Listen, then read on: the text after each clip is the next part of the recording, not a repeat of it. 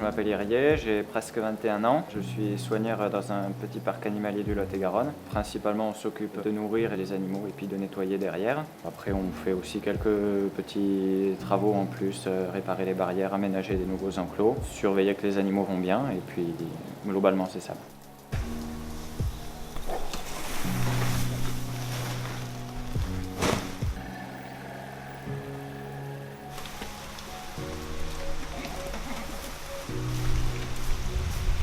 Alors quand on est ouvert au public, on fait un premier tour de vérification générale le matin pour vérifier que personne n'est échappé, que tout le monde est dans les enclos et que c'est présentable pour les visiteurs. Quand on arrive dans un enclos, on compte que tous les animaux soient là, on vérifie qu'ils aillent bien, s'il y a eu des naissances en espérant qu'il n'y ait pas eu de mort. On donne à boire, à manger, on nettoie. Donc elle a horreur de mettre les pattes en dehors de sa dalle. L'autre fois, on a mis 3 jours à la fermer dehors.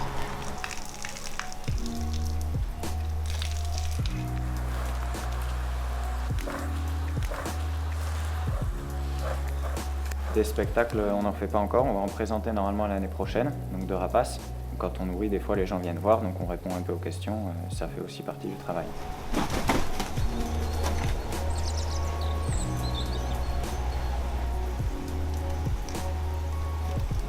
Les qualités essentielles d'un soigneur animalier, il faut être patient, attentif, un peu dévoué quand même, il ne faut pas trop compter son temps, il faut s'y intéresser le plus possible.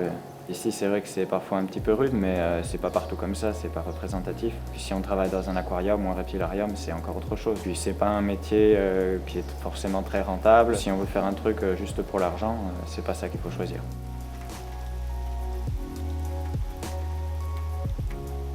Tous les animaux n'ont pas un accès à l'herbe, donc en complément du foin, on donne du granulé aux herbivores. Ça contient des légumineuses et des minéraux principalement. Ça permet de compléter le foin qui est de l'herbe sèche et qui ne contient pas tout ce qu'il faut. Alors oui, il y a des animaux qui s'apprivoisent beaucoup plus facilement que d'autres. Les animaux qui, dans la nature, vivent en groupe, en hiérarchie, c'est plus facile que les animaux comme par exemple des herbivores qui vivent en troupeau. Ils n'ont pas vraiment de lien les uns avec les autres, alors que ceux qui vivent en meute, qui ont une organisation sociale, c'est plus facile de faire partie de cette organisation-là.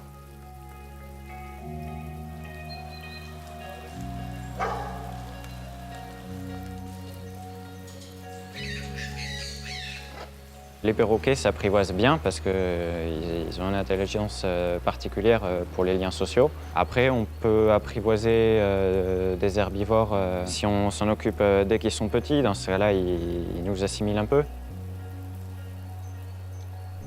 Si on voit que la mère s'en occupe bien, on les laisse. Bon, ici, en reproduction, c'est surtout des chèvres, des moutons, il peut y avoir des poules, des cochons d'Inde. Après, s'il y a un petit qui est plus en difficulté, oui, on essaie de faire au mieux pour compenser la mère ou remplacer la mère si vraiment elle s'en occupe pas du tout. Si c'est un mammifère, ça veut dire qu'il faut l'allaiter à heure régulière, plusieurs fois par jour. Il faut veiller à ce qu'il reste au chaud. Si on peut, on le laisse avec le groupe. Si vraiment il faut, on peut l'isoler à part.